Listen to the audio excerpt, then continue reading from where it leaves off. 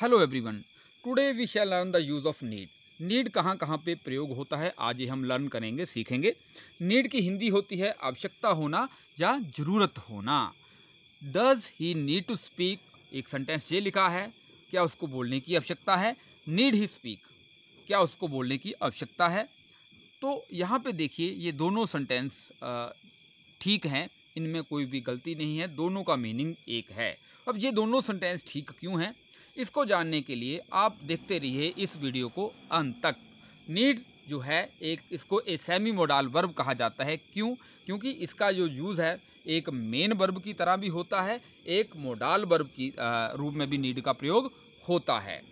तो main verb के रूप में जो नीड का प्रयोग है ये प्रेजेंट टेंस में भी होता है, पास्ट इंडेफिनिट में भी होता है और फ्यूचर इंडेफिनिट में भी होता है। देखिए जहाँ पे एक सेंटेंस लिखा है शी नीड्स टू कम, ये प्रेजेंट इंडेफिनिट टेंस है। हमने वहाँ पे पढ़ा था वर्ब की फर्स्ट फॉर्म लगती है, और अगर आपका सब्जेक्ट सिंगुलर है, ही शी इट या नेम है, तो थर्ड पर्सन का सिंगुलर मतलब ही शी इट या नेम है, तो वर्ब की फर्स्ट फॉर्म के साथ एस आई एस आता है। तो शी नीड्स, नीड के साथ एस लगा है, टू कम, उसको आने की आवश्यकता है। She does not need to come, does she need to come. Next देखिए नीड का प्रयोग जो है पास्ट इंडेफिनिट टेंस में भी होता है। शी नीडेड टू कम, उसको आने की आवश्यकता थी। She did not need to come, उसको आने की आवश्यकता नहीं थी। Did she need to come, क्या उसको आने की आवश्यकता थी। मेन वर्ब के रूप में नीड का प्रयोग फ्यूचर इंडेफिनिट टेंस में भी होता है। She will need to come, उसको आने की आवश्यकता होगी। You will need not to come, आपको आने की आवश्यकता नहीं होगी। Will you need to come, क्या आपको आने की आवश्यकता होगी। तो हमने पढ़ा मेन वर्ब के रूप में नीड का प्रयोग प्रेजेंट इंडेफिनिट टेंस में होता है, पास्ट इंडेफिनिट टेंस में होता है और फ्यूचर इंडेफिनिट टेंस में भी होता है। अब नीड का प्रयोग एक मोडाल वर्ब के रूप में कैसे होता है। एक मोडाल वर्ब के रूप में जो नीड है जनरली इंट्रोगेटिव और नेगेटिव सेंटेंसेस में यूज होता है। देखिए शी नीड नॉट कम, उसको आने की आवश्यकता नहीं है।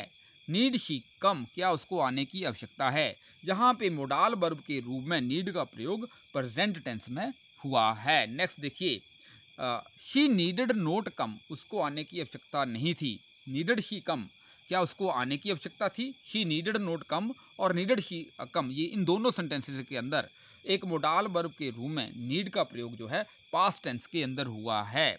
तो यहाँ पे कहने की बात यह है एक मेन वर्ब के रूप में नीड का प्रयोग प्रेजेंट इंडेफिनिट टेंस में भी होता है, हमने अब एग्जांपल देखी थी, पास्ट इंडेफिनिट टेंस में भी होता है और फ्यूचर इंडेफिनिट टेंस में भी होता है।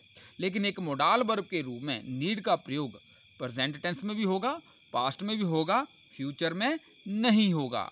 देखिए लास्ट वन एग्जाम्पल पढ़िए, नो वन नीड कम, किसी को आने की आवश्यकता नहीं है। मैंने बोला है जनरली कि एज ए मोडाल वर्ब जो नीड है इंट्रोगेटिव और नेगेटिव सेंटेंसेस में यूज होती है, लेकिन कई बार जो है नीड का प्रयोग अफर्मेटिव सेंटेंसेस में भी हो जाता है, जहाँ पे नो वन लिखा है या नो बॉडी लिखा है या नथिंग लिखा है ऐसे सेंटेंसेस के अंदर। लेकिन जनरली हम जो है नीड का प्रयोग इंट्रोगेटिव और नेगेटिव सेंटेंसेस में करते हैं, पर कई बार अफर्मेटिव सेंटेंसेस में भी कहीं कहीं पे किया जा सकता है। नेक्स्ट देखिए जहाँ पे एक सेंटेंस लिखा है he should go, main verb और जहाँ पे एक मोडाल वर्ब का थोड़ा अंतर समझने के लिए जहाँ पे ये एग्जांपल है ही शुड गो, उसको जाना चाहिए। तो यहाँ पे देखिए गो सिर्फ वर्ब की फर्स्ट फॉर्म आ गई, जहाँ पे कोई भी इन्फिनिटिव का यूज़ नहीं हुआ। इन्फिनिटिव का मतलब होता है टू के साथ अगर हम वर्ब की फर्स्ट फॉर्म जोड़ दें उसको हम इन्फिनिटिव कहते हैं। जैसे टू के साथ हमने जोड़ा टू गो तो ये बन गया टू गो, इसको हम इन्फिनिटिव बोलेंगे। लेकिन मोडाल्स का एक नियम है, जब भी हम मोडाल्स का यूज़ करेंगे तो उसके बाद बेयर इन्फिनिटिव आता है। बेयर इन्फिनिटिव का मतलब मोडाल के बाद ओनली वर्ब की फर्स्ट फॉर्म ही आएगी, मोडाल के बाद जो वर्ब की फॉर्म आएगी उसके साथ टू का प्रयोग नहीं होता। जहाँ पे देखिए example, Ram needs to go, Ram को जाने की आवश्यकता है। राम थर्ड पर्सन का सिंगुलर है और नीड के साथ एस लगा है, तो यहाँ पे प्रेजेंट इंडेफिनिट टेंस है, यहाँ पे नीड का प्रयोग एक मेन वर्ब के रूप में हुआ है। नेक्स्ट देखिए Ram does not need to go, जहाँ भी नीड का प्रयोग एक मेन वर्ब के रूप में हुआ है। जहाँ पे देखिए जब भी मेन वर्ब के रूप में नीड का प्रयोग हो तो गो के साथ आगे क्या लगा है, टू लगा है। जहाँ पे ध्यान देने वाली बात यह है मेन वर्ब में जब मेन वर्ब के रूप में नीड का प्रयोग होता है तो नीड के बाद जो वर्ब आएगी उसके साथ टू आ सकता है। नेक्स्ट देखिए, राम नीड नॉट गो। अब नीड के साथ एस नहीं लगा है क्योंकि नीड का प्रयोग एक मोडाल वर्ब के रूप में हुआ है, लेकिन जहाँ पे ध्यान देने वाली ये बात है कि नीड के बाद जो वर्ब की फर्स्ट फॉर्म आई है उसके पहले हमने टू का प्रयोग नहीं किया है। तो जहाँ पे यही अंतर है, ये भी एक अंतर है एक मोडाल वर्ब और एक मेन वर्ब के रूप में। मतलब मोडाल वर्ब जब भी जैसे नीड का प्रयोग हम मोडाल वर्ब के रूप में करेंगे तो उसके बाद जो वर्ब आएगी तो उससे पहले हम जो है टू का प्रयोग नहीं करेंगे। लेकिन ऐसा नहीं है कि नीड के बाद टू नहीं आएगा, नीड के बाद टू आएगा, लेकिन कहने का अर्थ ये है नीड के बाद जो वर्ब आएगी वहाँ पे टू का प्रयोग नहीं करेंगे। जैसे जहाँ पे सेंटेंस देखिए, राम नीड नोट गो, जहाँ पे जो गो है, गो से पहले टू का प्रयोग नहीं है, ये नहीं करेंगे, ठीक है। लेकिन इसके बाद टू आ सकता है, गो से पहले नहीं आएगा, इसका अपने ध्यान रखना है। अब देखिए, हमने शुरू में ये दो सेंटेंस लिए थे, तो does he need to speak, need he speak.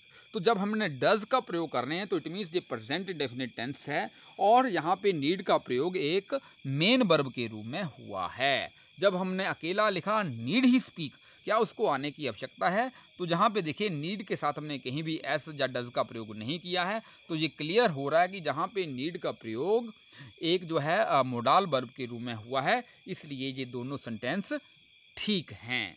So thanks for watching video. इस वीडियो को आप ज़्यादा से ज़्यादा लाइक करें, शेयर करें और सब्सक्राइब करें ताकि मुझे इस तरह के जो है वीडियोस आपके लिए बनाने की मोटिवेशन मिलती रहे। So have a nice day.